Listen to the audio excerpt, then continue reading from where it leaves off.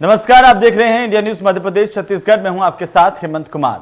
मुख्यमंत्री भूपेश बघेल इन दिनों आदिवासियों की समस्या पर नजर बनाए हुए हैं। कुछ दिन पहले मुख्यमंत्री ने राष्ट्रीय आदिवासी नृत्य महोत्सव कार्यक्रम में 8 देशों और कई राज्यों के आदिवासियों को इकट्ठा करने का काम किया और आज अंतागढ़ के लगभग 53 गांव के लोग नारायणपुर जिले में शामिल होने के लिए अब राजधानी पहुंचे हैं। रायपुर पहुंचे लोगों ने भूपेश बघेल से मुलाकात की और पूरी संवेदनशीलता के साथ उनके दर्द को सुना। समस्याओं को सुनने के बाद भूपेश बघेल ने 53 गांव को नारायणपुर जिले में शामिल करने के लिए केंद्र सरकार को पत्र लिखा और अधिकारियों को तत्काल प्रभाव से कार्य करवाने का निर्देश भी दिया है। साथ ही भूपेश बघेल के इस कदम पर बीजेपी ने तंज कसते हुए कहा कि मुख्यमंत्री आदिवासियों को वोट बैंक बनाने में जुट गए हैं, जिससे वे कभी सफल नहीं होंगे। क्या मुख्यमंत्री का जनता की समस्याओं को सुनना वोट बैंक है? समस्याएं ना सुनने पर विपक्ष क्या कहता? समस्याओं पर तत्काल प्रभाव से कार्रवाई करने के लिए ही जनता सरकार बदलती है और अब आगे देखना होगा कि समस्या पर तुरंत संज्ञान लेना वोट बैंक की राजनीति है या फिर जनता की उम्मीदों पर खरा उतरना है। आज हम इसी मुद्दे को लेकर चर्चा करेंगे, जिसमें हमारे साथ कुछ खास मेहमान जुड़ रहे हैं। लेकिन उससे पहले हम आपको सुनवाते हैं आखिरकार क्या कुछ कह रहे हैं भारतीय जनता पार्टी के प्रवक्ता संजय श्रीवास्तव। आदिवासी वर्ग के भरोसे इस प्रदेश के अंदर में 15 सालों के बाद में कांग्रेस की सरकार बनी और कांग्रेस गाहे बजाहे इस बात को कहती है कि आदिवासी वर्ग हमारे साथ में है।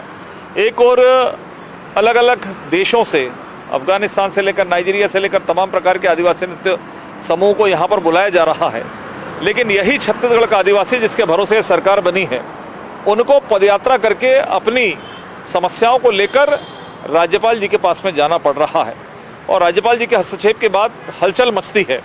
लेकिन सरकार लगातार अनसुनी कर रही है कि जो लोग नारायणपुर के आसपास हैं उनको 150 किलोमीटर दूर कांकेर जिला जाना पड़ता है।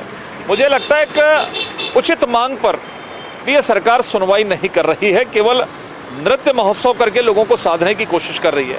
मुझे लगता बेहतर होता कि नृत्य महोत्सव बाद में हो जाता, लेकिन यहाँ पर जो आदिवासी हैं, बस्तर के सरगुजा के आदिवासी हैं, जो लगभग हर महीने कोई ना कोई सूचना आती है कि पदयात्रा करके अपनी मांगों के लिए रायपुर तक चलकर आते हैं, लेकिन उनकी सुध लेने वाले भूपेश बघेल की सरकार में कोई नहीं है, ना भूपेश बघेल जी हैं। मुझे लगता है केवल देखे और दिखावे की राजनीति चल रही है और सरकार को इन सब बातों को संज्ञान में लेने की आवश्यकता है और आदिवासी वर्ग की जो समस्या है उन तो वहीं भूपेश बघेल के आदिवासियों से मिलने और बीजेपी के आरोपों पर क्या कुछ कह रहे हैं कांग्रेस के प्रवक्ता धनंजय सिंह ठाकुर, वो भी सुनिए। बघेल जी की सरकार आदिवासी वर्ग के प्रति जागरूक है, संवेदनशील है। उनके हितों की रक्षा करने के लिए सरकार हमेशा तत्परता के साथ खड़ी रहती है। नारायणपुर जिला में अपने गांव को शामिल करने की मांग करने वाले 53 गांवों के आदिवासियों की बात माननीय मुख्यमंत्री भूपेश बघेल जी तक पहुंची है और उन्होंने पूरे प्रशासनिक अधिकारियों को तत्काल इस पर कार्रवाई करने के निर्देशित किए हैं। और सबसे बड़ी बात, उन 53 गांवों की जो मांग है उनको पहले ही माननीय मुख्यमंत्री भूपेश बघेल जी ने केंद्र सरकार के सामने रखने का काम किया है, क्योंकि गांवों को नारायणपुर जिला में शामिल करने का अधिकार केंद्र सरकार के पास सुरक्षित है और इस पर निर्णय उनको ही लेना है।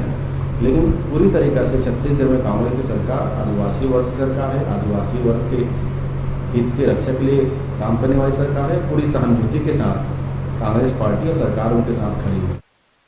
तो अंतागढ़ के 53 गांव के लोग रायपुर पहुंचे थे, मुख्यमंत्री ने उनसे बात की और इसी को लेकर के राजनीति शुरू हो गई है। इसी पर आज हम बात करेंगे। हमारे साथ खास मेहमान जुड़ रहे हैं, उनका तारुफ आपसे करवा दूं। अजय गंगवानी हमारे साथ हैं, प्रवक्ता कांग्रेस पार्टी के। युधिष्ठिर चंद्राकर हमारे साथ हैं, नेता भारतीय जनता पार्टी के। और के शर्मा हमारे साथ हैं, वरिष्ठ पत्रकार के तौर पर इस चर्चा का हिस्सा बन रहे हैं। आप सभी का बहुत बहुत स्वागत है। और सबसे पहले हम शुरुआत करते हैं अजय गंगवानी जी, आप ही से।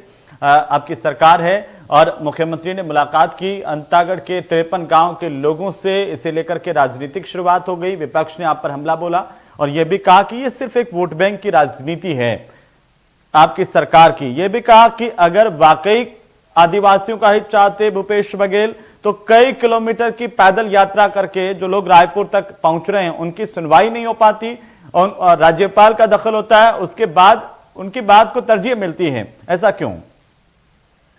हेमंत जी, देखिए कहीं ना कहीं लगातार हमारे जो 3.25 साल की सरकार है, हमने लगातार किसानों, आदिवासियों, गरीब मजदूरों को हित में लेकर लगातार निर्णय लिए हैं।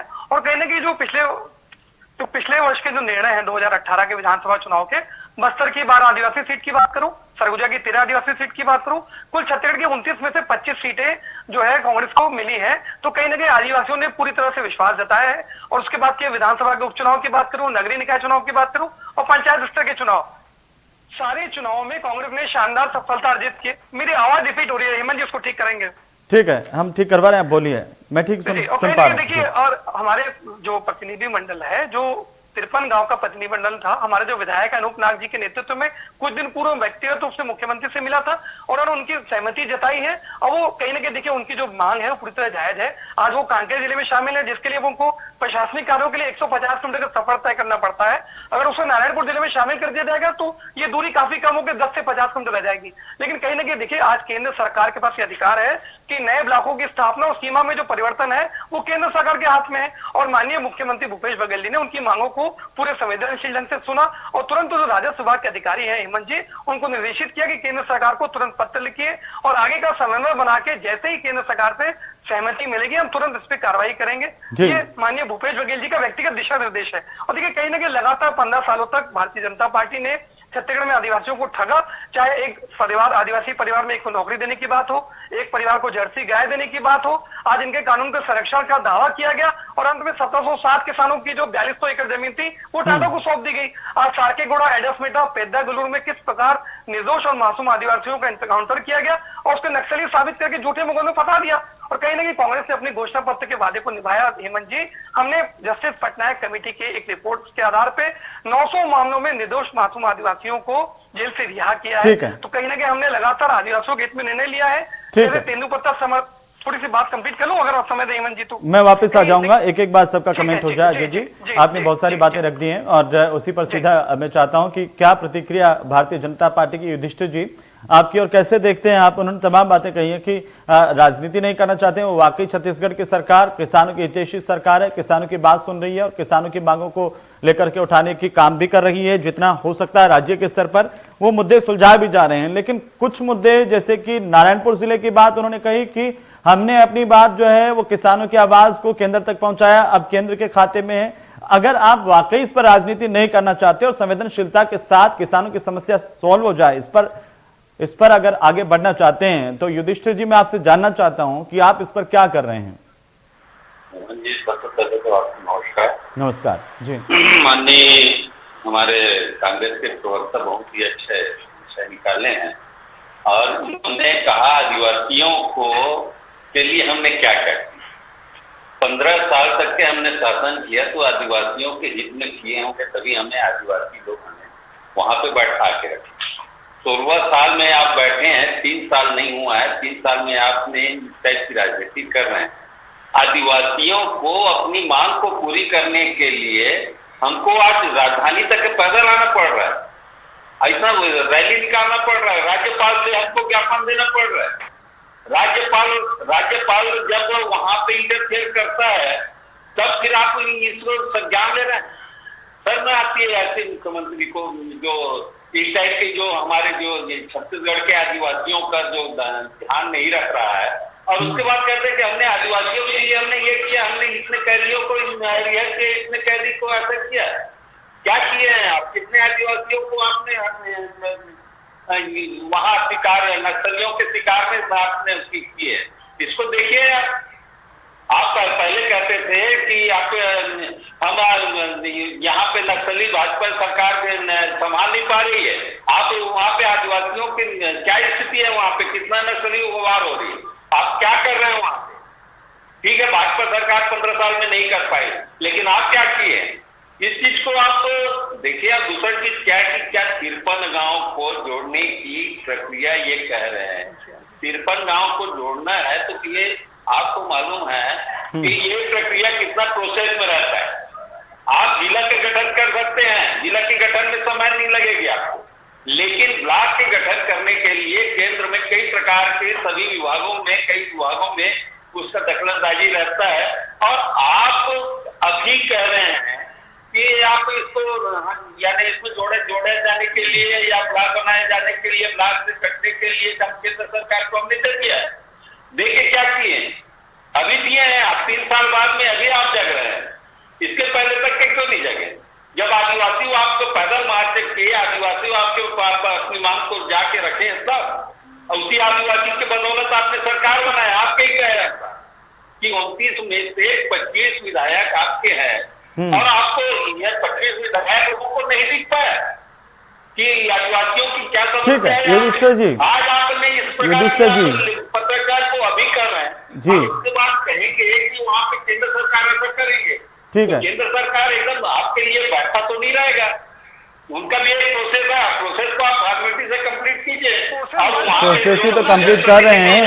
अब आप युधिष्ठिर जी अगर ये कह रहे हैं कि केंद्र सरकार आपके लिए बैठी तो नहीं रहेगी, अगर केंद्र सरकार जनता के लिए नहीं बैठी रहेगी तो किस लिए चुनी गई थी फिर? नहीं, ये तो गलत बात है ना युधिष्ठिर जी। चंद्राकर साहब, आप इस तरह से बात रख रहे हैं कि केंद्र सरकार आपके लिए बैठी तो नहीं है। किस लिए बैठाया गया केंद्र सरकार को? जो केंद्र सरकार जनता की समस्या का समाधान नहीं कर पाए, सुन नहीं पाए, उसको हट जाना चाहिए। नहीं, मेरे कहने का आशय ये है कि जी सरकार भाई, अच्छी बात तो ये होती है कि आपके नेता देखिए, अगर वाकई राजनीति से ऊपर उठ करके किसान जो आदिवासी है उनके हित की हम बात करते और आप भला करना चाहते तो बात तो ये होती कि ये लोग चाहे राजनीति कर रहे हैं, लेकिन इन्होंने प्रस्ताव अगर बना करके भेजा है तो हम केंद्र सरकार से मांग करते हैं कि जल्द से जल्द उस पर संज्ञान लें। तभी मोदी जी हमारे 10 सेकंड देंगे, मैं 10 सेकंड में बात करना चाहूंगा, निवेदन है आपसे मेरा। चंद्राकर साहब, ठीक है चंद्राकर साहब, मैं आता हूं वापस से, लेकिन देखिए चंद्राकर साहब ये वाकई होना चाहिए। ये सभी सरकारों के लिए मैं बोल रहा हूं, किसी पार्टी की बात नहीं है। जो सरकार अगर अपने ही आवाम की बात नहीं सुन सकती है, उस सरकार को सत्ता में रहने का भी कोई नैतिक अधिकार नहीं होता है। चाहे आप कितने ही चुनाव जीत लीजिए, कितनी ही बड़ी बातें कर लीजिए, चाहे वो राज्य की सरकार हो या केंद्र की सरकार हो, सरकारें चुनी ही जनता के लिए जाती हैं। अगर हमारे जनप्रतिनिधि इतने नकारा हो जाएं कि लोगों को 1000 किलोमीटर की यात्रा करके अपनी सुनवाई करने के लिए आना पड़े, तो ये भी शर्म की बात है। और ये भी शर्म की बात है कि अगर दिल्ली की सरकार सुनना बंद कर दे और ये कह दें कि क्या इसके लिए बैठे हुए हैं, तो वो किसके लिए बैठे हैं? हेमंत जी हमारे दोनों शर्म की बात है। हेमंत जी, संघीय व्यवस्था है, संघीय व्यवस्था में माननीय मोदी जी हमारे भी प्रधानमंत्री है, माननीय भूपेश बघेल जी स्पष्ट रूप से आता हूं, लेकिन राजनीति ऐसी है, राजनीति यही काम करती है कि अगर विपक्षी दल कोई काम करना चाहे तो फिर वो सोचते हैं कि उसका फायदा उसको हो जाएगा, तो इसको कैसे अटकाया जाए। सत्ता वाला दल सोचता है कि अगर केंद्र से हो जाएगा इनके राज्य में तो इनको इसका बेनिफिट मिल जाएगा, उसको कैसे अटकाया जाए, यही चीज है। चलो मैं आता हूं, मैं वापस आता हूं, रिएक्शन लूंगा मैं आपसे, अजय जी लूंगा, के शर्मा साहब हमारे साथ हैं। के जी, कैसे आप देख रहे हैं पूरी बातों को? आपने दोनों के तर्क सुने हैं, कांग्रेस के भी और बीजेपी के भी। शासनकाल में 2007 में नारायणपुर जिला बना और उस समय कांकेर के गांव आज की संख्या में भी 1000 से ज्यादा गांव कांकेर में शामिल हैं। अब विकास की भूख जो आदिवासियों में देखी जा रही है, राव घाट परियोजना आप जान रहे हैं कि बीएसपी के लिए ऑक्सीजन के रूप में काम करेगा, एक शहर के रूप में, और उसका डेवलपमेंट पूरी तरह होना है, अस्पताल, शिक्षा से लेकर सभी सुविधाएं। आप जब वो बंडापाल के 8 ग्राम पंचायत और रावघाट क्षेत्र के 6 ग्राम पंचायत के आदिवासियों ने राज्यपाल को जो बताया उसमें 58 गांव की बात आ रही है, और कलेक्टर के माध्यम से जो शासन के पास पत्र आया उसमें 53 गांव की बात आ रही है, 5 गांव की आगे पीछे, कोई बात नहीं। लेकिन इन गांवों में जो बात आ रही है कि इन लोग आते हैं अंतागढ़ के पहुंचते हैं, उससे पहले नारायणपुर, अंतागढ़ होते हुए कांकेर, लगभग 170 किलोमीटर की दूरी इनकी पड़ती है, जबकि नारायणपुर 15 से 20 किलोमीटर के बीच में इन गांवों से दूरी है। अब राज्य जिला बनाते समय इस बात को ध्यान रखा जाना चाहिए था कि इस प्रकार से दूरी आदिवासी आप जान रहे हैं कि पैदल चल के जब वहां से आ रहे हैं, इसका मतलब कोई गाड़ी की व्यवस्था उनके नहीं कर पाते, बस से आना जाना है, मजदूरी करते हैं, वनोपज पर आश्रित रहते हैं। अब इनको जब आने जाने में नारायणपुर से यदि जोड़ते हैं, बिल्कुल जायज मांग है। कल राज्यपाल महोदय खुद जाके उनसे मुलाकात करती है और इनके मांगों का समर्थन करती है। 5वीं अनुसूची के गांव को संरक्षित कैसे किया जाए, उनका विकास कैसे किया जाए, इस तमाम बातों पर जब बातचीत होती है। इससे पहले कांकेर जिले में ही कुछ दिन पहले हम लोग इसी डिबेट में भाग लिए थे कि ग्राम नगर पंचायत बना दिया गया है, उसको पुनः ग्राम पंचायत बनाने की बात आ रही है, जबकि पेशा कानून में चाहिए आ रहा है कि ग्राम सभा की जो बात कहती है आदिवासी क्षेत्रों में उनको ही शासन को लागू करना है। जब ग्राम सभा नहीं चाह रही है तो किस ढंग से नगर पंचायत में शामिल, उसको फिर ग्राम पंचायत बनाने की बात है। लोगों में एक जागरूकता आ रही है विकास को लेकर के। मुझे जो समझ में आ रहा है, नारायणपुर लगा हुआ क्षेत्र है, बाजार से लेके सभी प्रकार के वनोपज को बेचने के लिए उनको नारायणपुर जाना पड़ता है।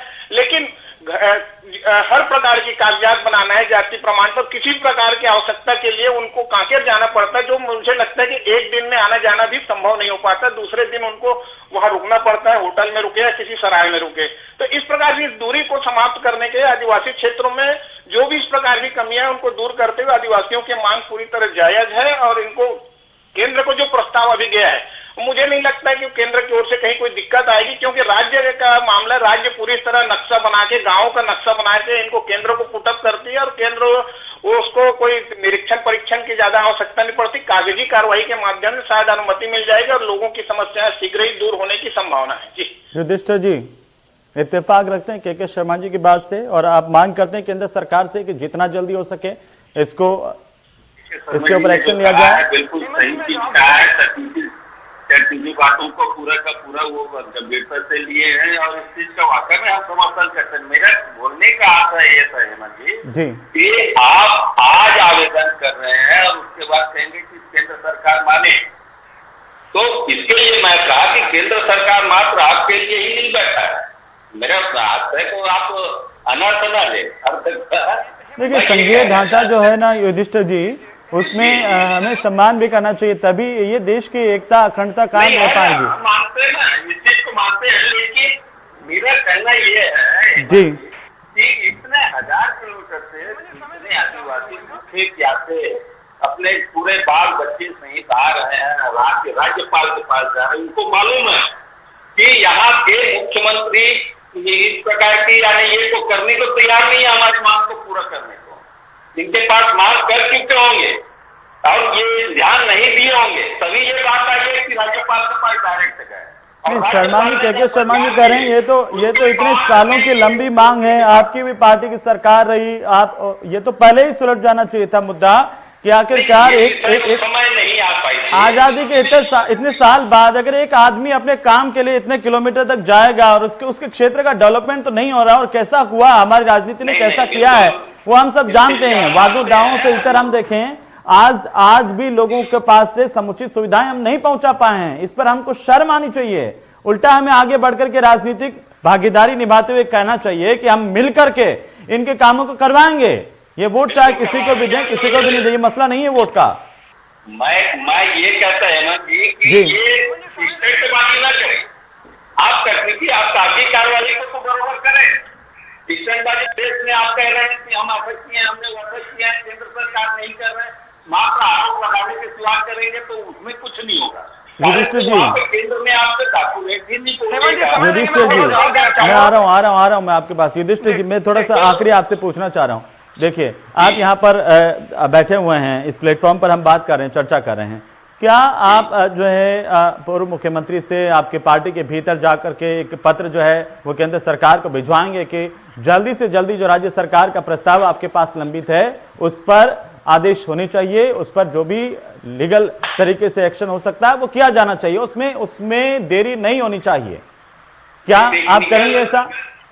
सुनिए ना हेमंत जी, इसमें क्या है कि टेक्निकल जो बातें हैं इसको मैं पूरी तरीके से नहीं जान पाया हूँ, लेकिन मेरे हिसाब से व्यक्तिगत मतलब मेरा विचार है कि इसमें सांसदों का रोल बहुत अच्छा रहेगा। और सांसदों को जब तक के आप लोग उसको विश्वास में नहीं लेंगे मुख्यमंत्री जी, तब तक के कैसे नहीं। ये तो आप इस पे देखिए, छोटे छोटे मुद्दों पर आप कहते हैं कि सभी विपक्षी दलों की बैठक होनी चाहिए। अगर देखिए वाकई नीयत साफ होती है ना चंद्राकर जी नीयत साफ होती है तो आप एक दिन के अंदर ये मसला सुलझा सकते हैं। दोनों पार्टियां बैठ करके सारे सांसदों को बुला करके अगर सत्ता चाहें तो 24 घंटे के भीतर इन लोगों का समाधान हो सकता है, जो 70 सालों में नहीं हुआ।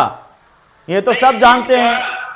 इसका विरोध करेंगे मतलब हेमंत जी, मैं जवाब दे दूं? ठीक है, अजय जी वो भी सहमत हैं, चंद्राकर जी भी इस बात पर सहमत हैं। लेकिन ये देखिए, ये राजनीतिक आरोप प्रत्यारोप तो अलग चीज है, लेकिन लोगों की जो समस्या जायज है, अगर दोनों मिलकर के इस पर काम करें आप और लोगों को इससे सहूलियत हो जाए तो इससे अच्छी बात क्या होगी? अजय जी, आप सहमत हैं?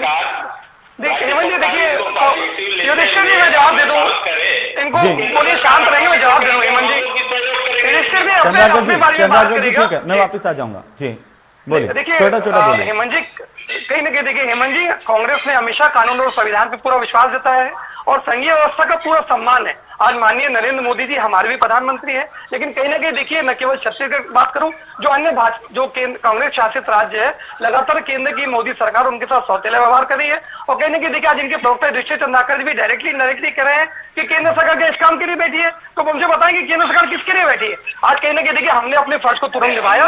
जैसी प्रतिनिधिमंडल पहुंचा, माननीय भूपेश बघेल जी कब निभाए ना, जब जनता वहां से कई किलोमीटर पैदल चल करके आई। ये तो आपको सत्ता में आते ही आपके तो ध्यान में था, संज्ञान में था, पहले से चुनाव से पहले से मांग उठी जा रही है इन लोगों की, क्षेत्रीय लोगों की। कहीं ना कहीं देखिए हेमंत जी, ये जो नारायणपुर जिला बना है 2007 में बना है, भारतीय जनता पार्टी का कार्यकाल था।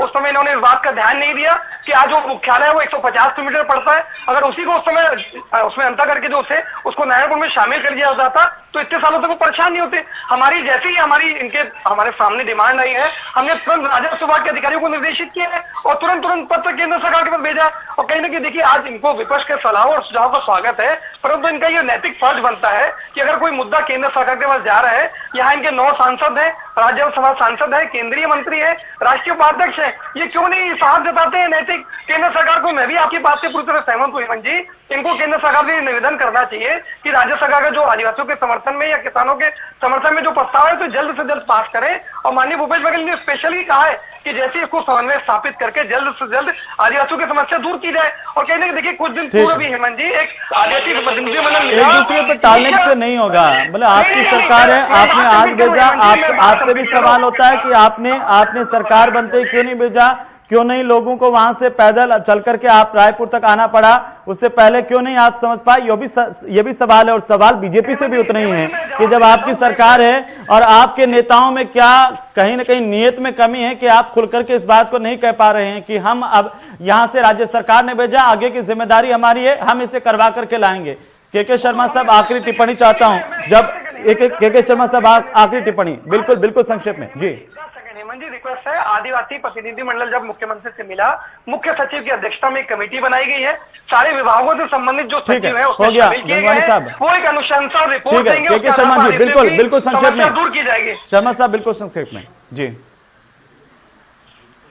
वही मांग रहा हूँ, विधानसभा क्षेत्र प्रभावित नहीं हो रहा है, ना लोकसभा क्षेत्र प्रभावित होगा, कांकेर और अंतरगढ़ वही स्थिति रहेगी। नारायणपुर जिला बन रहा है और जो यहाँ पे विकास की संभावनाएं नारायणपुर में दिख रही है लव ओएससी के चलते हुए, उनको राव घाट परियोजना जो कंप्लीट होने के है, वहाँ पे रेल की सुविधाएं बढ़ रही है। तो मुझे लगता है कि लोगों में, आदिवासियों में विकास की भूख आ रही है और लोग यदि रायपुर तक पैदल आ रहे हैं, समझ जाइए कि आदिवासियों में एक परिवर्तन दिख रही है। आने वाले समय में छत्तीसगढ़ आदिवासियों के वनोपज और उनके जो विकास की सोच है, उससे मुझे लगता है कि नक्सली समस्या का समाधान भी इसी बिल्कुल होना भी चाहिए। के शर्मा साहब, बहुत बहुत शुक्रिया हमारे साथ जुड़ने के लिए। अजय जी आपका भी शुक्रिया, युधिष्ठिर जी आपका भी शुक्रिया। माफी चाहता हूं, समय नहीं है, लेकिन उम्मीद इस बात को लेकर के भारतीय जनता पार्टी और कांग्रेस दोनों सिर्फ राजनीति के नाम पर इधर उधर गेंद नहीं फेंकाएंगे, बल्कि एक दूसरे के साथ मिल करके आदिवासियों की समस्या का जल्द ही समाधान निकाल पाएंगे। ऐसी उम्मीद है। कब तक निकालेंगे ये भी देखना होगा। नमस्कार।